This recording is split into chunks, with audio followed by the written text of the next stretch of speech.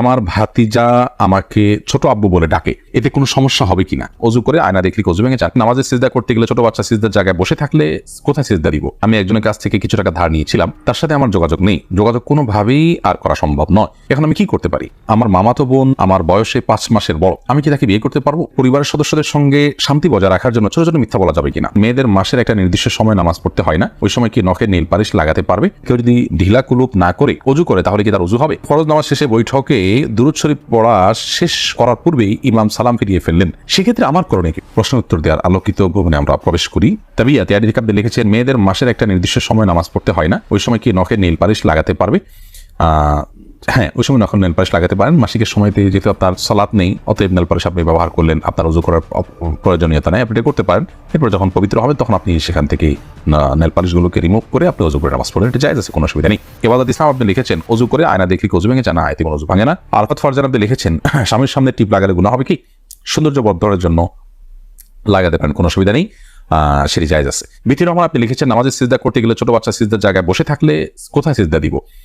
সেক্ষেত্রে একটু ডানে বামে আপনি সরে সিজদা করতে পারেন, তাতে কোনো অসুবিধা হবে না।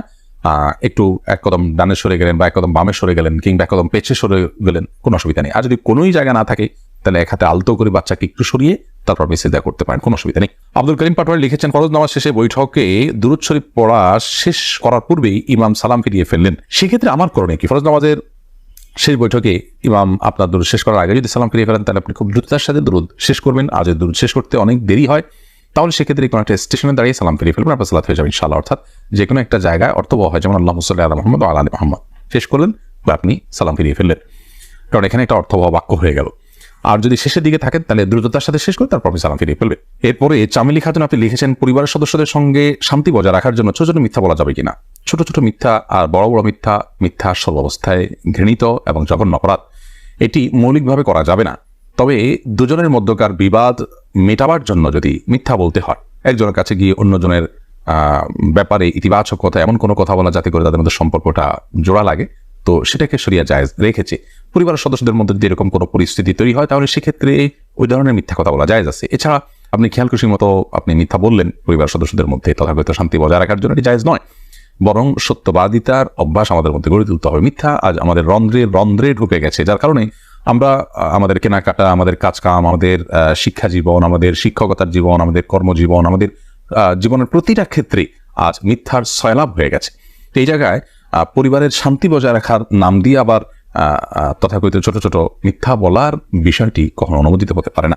আফসানা শারমিন রোশনি আপনি লিখেছেন, আমার ছেলে 5 দিনের হায়াত নিয়ে দুনিয়াতে এসেছিল, আমার সন্তানকে আমার জন্য সুপারিশ করবে আল্লাহর কাছে? বলুন, আপনার সন্তান আল্লাহর কাছে ইনশাআল্লাহ বিদিন আপনার জান্নাতের পথকে সুগম করবে কিয়ামতের ময়দানে, এবং এই ধরনের সন্তান বাবার জন্য জান্নাতে অপেক্ষা করবে, এরকম বিভিন্ন বর্ণনা পাওয়া যায়। যদি আপনি সবর করতে পারেন, আল্লাহ তাআলা আপনাকে সবর করার তৌফিক দান করুন, উত্তম বিনিময় দান করুন। মোহাম্মদ মুনতাসির মাহমুদ আপনি লিখেছেন, নামাজে যদি নিজের অনিচ্ছা সত্ত্বেও কোনো দুশ্চিন্তা চলে আসে তাহলে কি নামাজের কোনো ক্ষতি হবে? নামাজের মধ্যে নিজের অনিচ্ছা সত্ত্বেও যদি দুশ্চিন্তা আসে তাহলে সেক্ষেত্রে এই দুশ্চিন্তা ফলশ্রুতিতে একজন মানুষ গুনাহগার হবেন না, বিশেষ করে যদি একান্তই অনিচ্ছায় আসে। কিন্তু সেটাকে যদি কন্টিনিউ করতে থাকেন তিনি, অর্থাৎ ভাবতেই থাকেন, ধরুন দুনিয়ার কোনো বিষয় মনে পড়লো আপনার জন্য যেটা দুশ্চিন্তার, এরপর ওইটা নিয়ে আপনি নামাজের মধ্যে ভাবতেই থাকলেন, তাহলে সেটা অবশ্যই আপনার জন্য গুনাহের বিষয় হবে এবং নামাজের আপনার যে প্রাণ সেটাকে নষ্ট করবে। হঠাৎ কোনো দুশ্চিন্তা হলো এবং মুহূর্তের মধ্যে সেটাকে আপনি ভুলে গিয়ে সালাতে মনোযোগী হয়ে গেলেন, তাতে কোনো অসুবিধা নেই, এটা ইচ্ছার বাইরে হয়েছে। আর আখিরাত নিয়ে, আল্লাহর ভয়, কবরের আযাব, এই জাতীয় বিষয় নিয়ে যদি আপনার দুশ্চিন্তা হয় সেটা তো খুব প্রশংসনীয় বিষয়, কারণ সেটা আপনার সালাতকে আরো বেশি আপনার আল্লাহর কাছে গ্রহণযোগ্য করবে ইনশাআল্লাহ। শারমিন আক্তার আপনি লিখেছেন, আমি একজনের কাছ থেকে কিছু টাকা ধার নিয়েছিলাম, তার সাথে আমার যোগাযোগ নেই, যোগাযোগ কোনোভাবেই আর করা সম্ভব নয়, এখন আমি কি করতে পারি?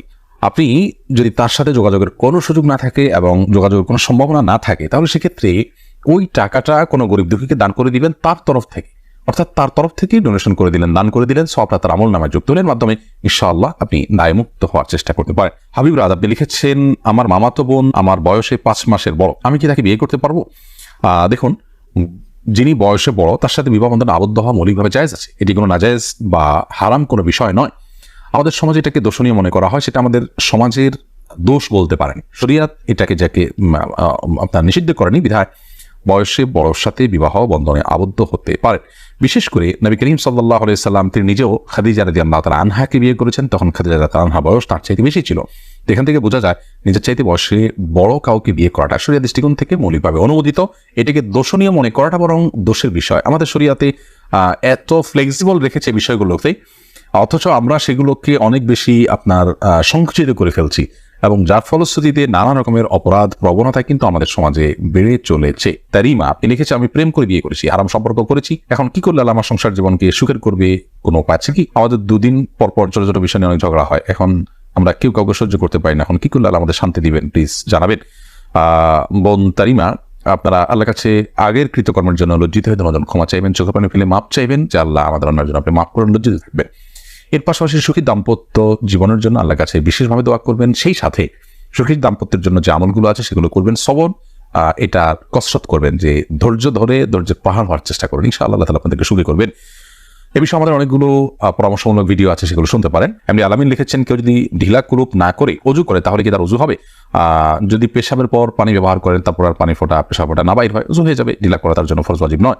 আর যদি আশঙ্কা থাকে তাহলে সেক্ষেত্রে আশঙ্কা দূর করা পর্যন্ত তিনি অপেক্ষা করা বা যেভাবে হোক এটা করা উচিত। তবে ঢিলা কুলুপ না করে পানি ব্যবহার করলেও পবিত্র হয়ে যাবে, অজু করলে নামাজ হয়ে যাবে। আরফাত ফারজান আপনি লিখেছেন, আমি নামাজ পড়ার সময় আমার ছোট বাচ্চা নামাজের সামনে হাঁটাহাঁটি করে, এতে ও বা আমার কোনো গুনাহ হবে না, এতে গুনাহ হবে না। মাইদুল ইসলাম সুবর্ণ আপনি লিখেছেন, একটি মেয়ের গর্ভের সন্তানের 3 মাস হওয়ার আগেই গর্ভের বাচ্চা নষ্ট করে ফেলে, তাহলে কি সে গুনাহগার হবে?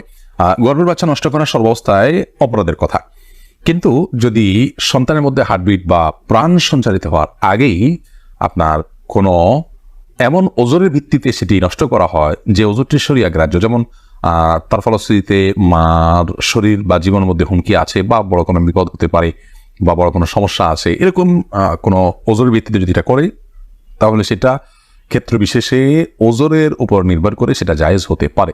আর এমনিতে মনে চাইলো আর সন্তান নষ্ট করে ফেললো সামান্য ঠনক অজুহাতের ভিত্তিতে, এটি জায়েজ হবে না, এর ফলশ্রুতিতে মানুষ গুনাহগার হবে। জোস মাসুম মামুন এআইডি থেকে আপনি লিখেছেন, আমার ভাতিজা আমাকে ছোট আব্বু বলে ডাকে, এতে কোনো সমস্যা হবে কিনা? দেখুন, আপনার ভাতিজা যদি আপনাকে ছোট আব্বু বলে ডাকে তাহলে সেক্ষেত্রে মৌলিকভাবে কোনো অসুবিধা নেই, কারণ আমাদের দেশে অনেক এলাকাতে চাচাকে ছোট বাবা বলা হয়। ছোট বাবা বলা হয় এটা রূপক অর্থে, তাকে সত্যিকারের পিতা মনে করে বাবা বলা হয় না। মানে আম্মুর রাজুল ইসলাম ওয়াবি, একজন কারোর চাচা তার বাবার মতোই অনেকটা শ্রদ্ধার জায়গা থেকে এবং অনেক দিক থেকে, সেই জায়গা থেকে তাকে ছোট আব্বু বলার যে প্রচলন আছে, এই প্রচলনটা আপনার রূপক অর্থে বলা হয়, সেই অর্থেই প্রচলনটা আছে, যার কারণে এটাতে আপনার বাপ নয় তাকে বাপ ডাকার যে অপরাধ, সে অপরাধ বা সে গুনাহ এখানে হবে না, কারণ ওই উদ্দেশ্যে কেউ বলেও না এবং বাবা হিসাবে গণ্য।